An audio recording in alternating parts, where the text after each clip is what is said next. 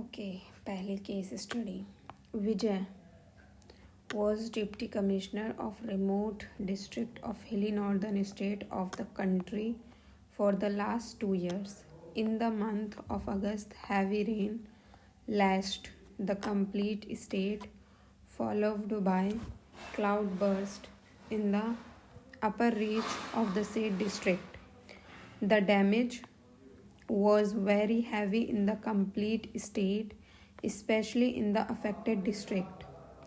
The complete road network, the telecommunication were disrupted and the buildings were damaged extensively. People's houses have been destroyed and they were forced to stay in open. More than 200 people have been killed. About 5,000 were badly injured.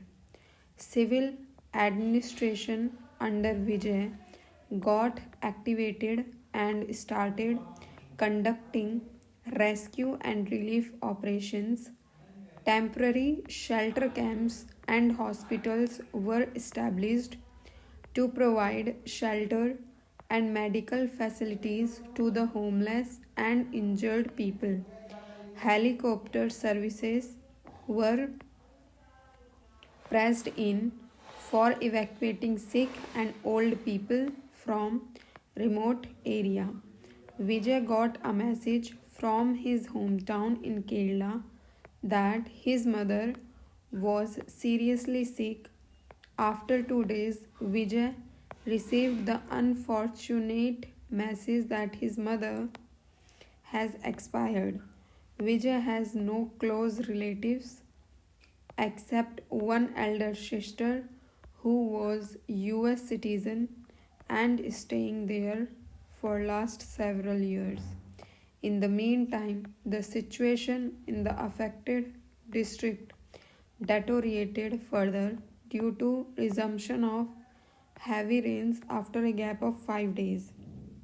At the same time, continuous messages were coming on his mobile from his hometown to reach at earliest for performing last rites of his mother.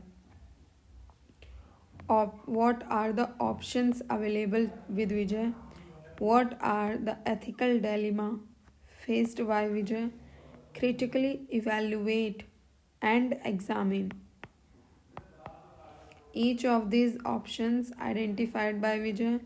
Which of the options do you think would be most appropriate for Vijay to adopt and why?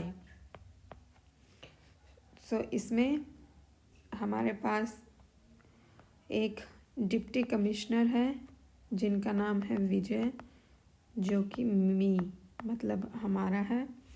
उसके बाद northern states में heavy rain हो गई है. Heavy rain के कारण property damage हुई है. ह्यूमन वेरियस पीपल इंजर्ड हैं और 5,000 अप्रॉक्स इंजर्ड है और 200 पीपल की डेथ हो चुकी है और इवैक्यूएटिंग प्रोसेस चल रहा है. अब उनको फिर विजय को कॉल आता है होम टाउन से अबाउट कि उनकी मदर की डेथ हो गई है, तो उनको उनकी सभी जो भी रिचुअल्स होते हैं वो कंप्लीट करने के लिए आना होगा वहीं पे. और सिचुएशन ये है कि उनके कोई रिलेटिव नहीं है आसपास वहाँ पर, बस एक बड़ी बहन है जो कि कहाँ है, US की सिटीज़न है और वो 7 ईयर्स से वहीं पर, बहुत सालों से वहीं पर है. तो सिचुएशन और वर्सन हो गई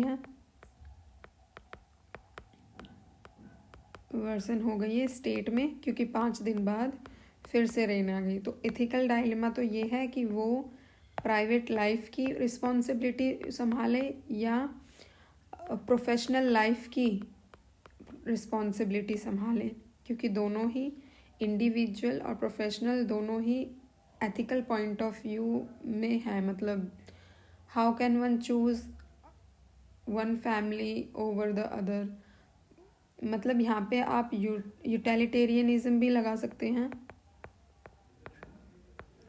और ये तो तब आएगा लास्ट में जब हम लोग बताने वाले होंगे कि कौन सा अप्रोप्रिएट है। ऑप्शंस क्या है कि वो वहीं पे रहे, स्टेट में ही रहे, और किसी रिलेटिव्स को अगर हो सके तो वहाँ पे भेज दें, या फिर कुछ दिन के लिए होल्ड पे डाल दें मदर के उसको, और बाद में अपनी बहन से कह के वो रिचुअल्स बाद में कंप्लीट कर लें, या फिर वहीं पे कॉल करके किसी दोस्त को या फिर बोल दें कि प्लीज़ आप मदर का रिचुअल कर दो, और वो क्योंकि उसकी वहाँ पे ज़रूरत ज़्यादा है तो वो वहीं पे रहे।